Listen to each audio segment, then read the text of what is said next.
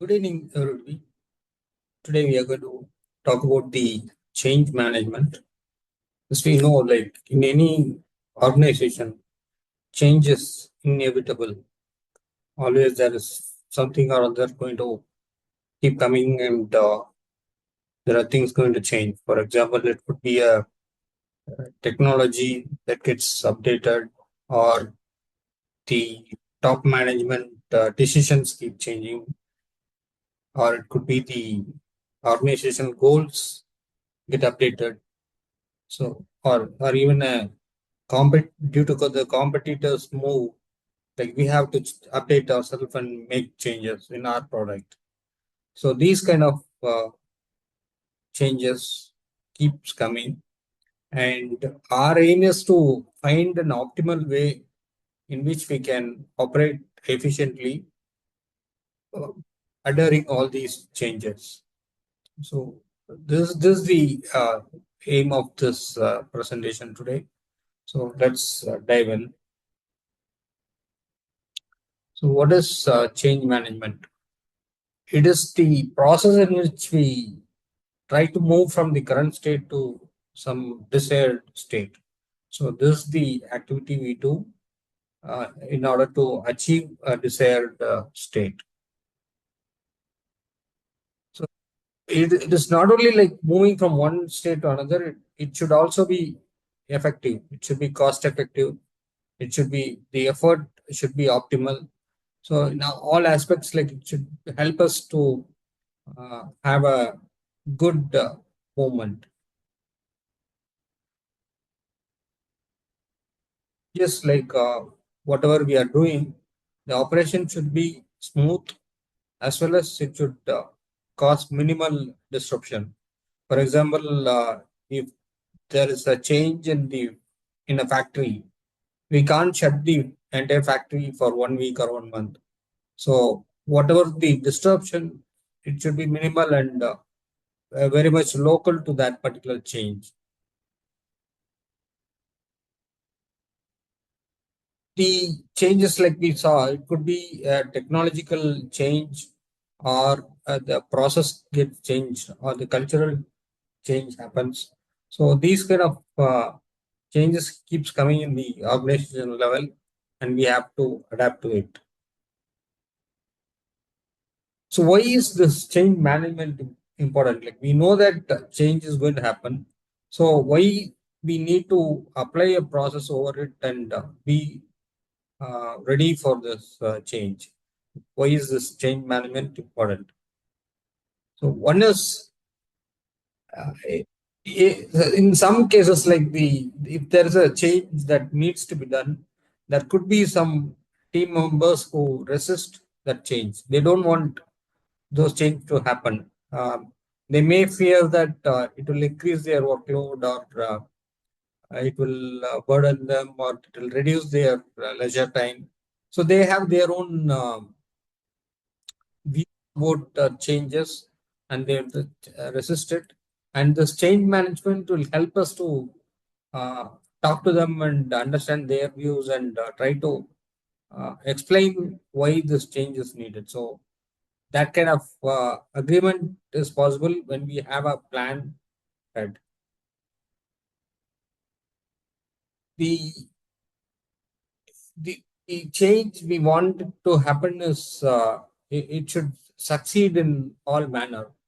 Like we need to make sure that we fulfill that desired state. So in order to do that, it is good to have a proper management for doing the change. We have to ensure that whatever changes we make, it doesn't give a negative impact. So we have to reduce those impacts and make sure the result is positive.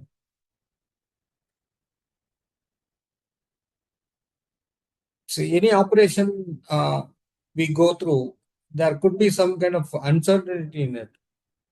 So if we are planning ahead, we reduce that uncertainty, and by reducing the uncertainty, what happens is like we'll be able to estimate the cost or time and of effort, So these kind of estimates will be more accurate. So we will be more positive on how the change is happening and how it is going instead of being in a state where we don't know what is happening. So if there is a change, it shouldn't disturb the current operation and halt the whole thing. Like it should allow the change should allow the process to happen, and the organization should function well in such cases. So, what is the process that we are talking about? Like, how should we uh, conduct this change management? So, in order to do that, we have to understand what we are trying to do, what is the change we are trying to do, and what will be the impact of those changes. So, we have to analyze those things, and we have to be very clear about our objectives and what success means, successful execution means. We have to be very clear about that, and we should understand who are all the stakeholders, like who are all will be disturbed by this change, and know how they are willing to go through the change. So if there's a people who are not willing to take this change, like we have to understand that before and see if we can convince them to make the change.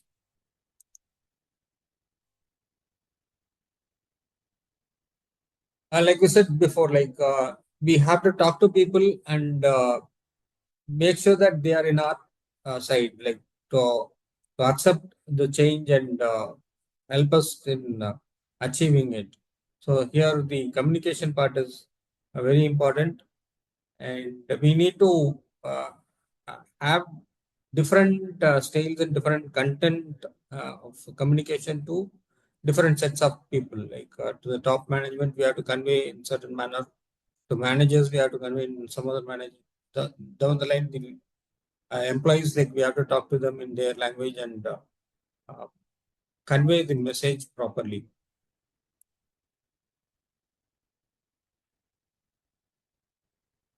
So during the implementation part, like before starting the implementation, we have to have a detailed plan on what we are going to do and how we are going to do, and execute it properly.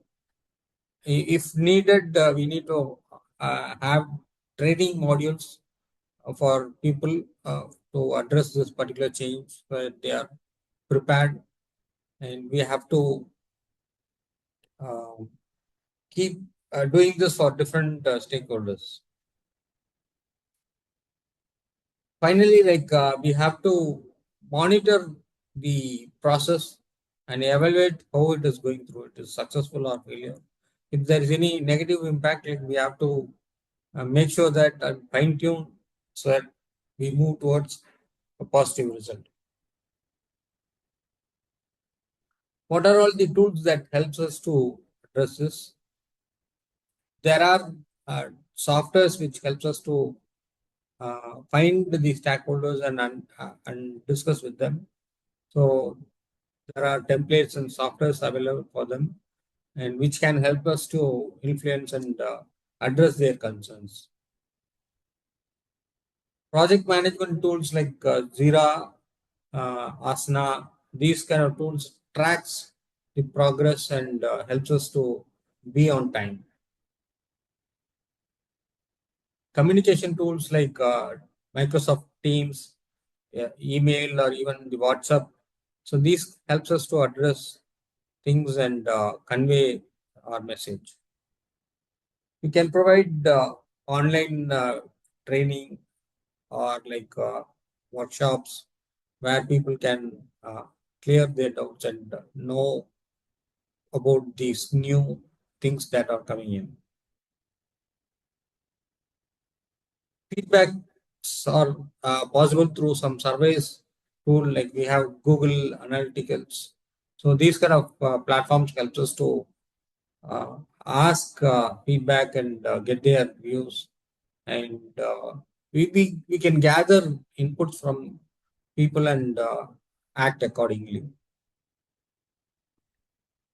So, what are all the strategies for effectively doing these changes?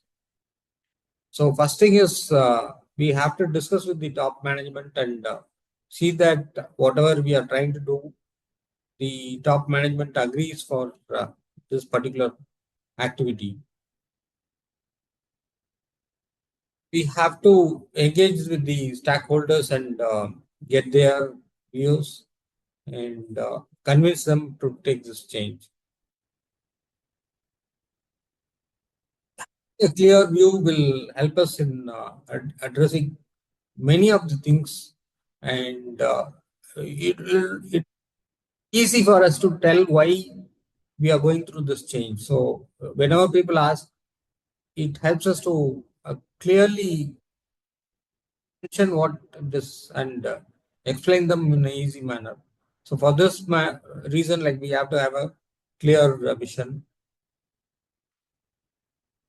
Our focus on training and upskilling is needed because employees need to gain new knowledge and skills in order to cope up with the change.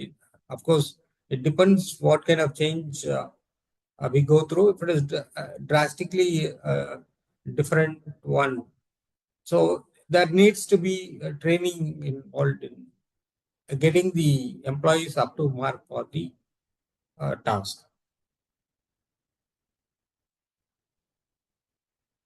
We have to monitor the process, we have to track it and make sure that we revise this process based on the feedback and we have a sleek model which is successful.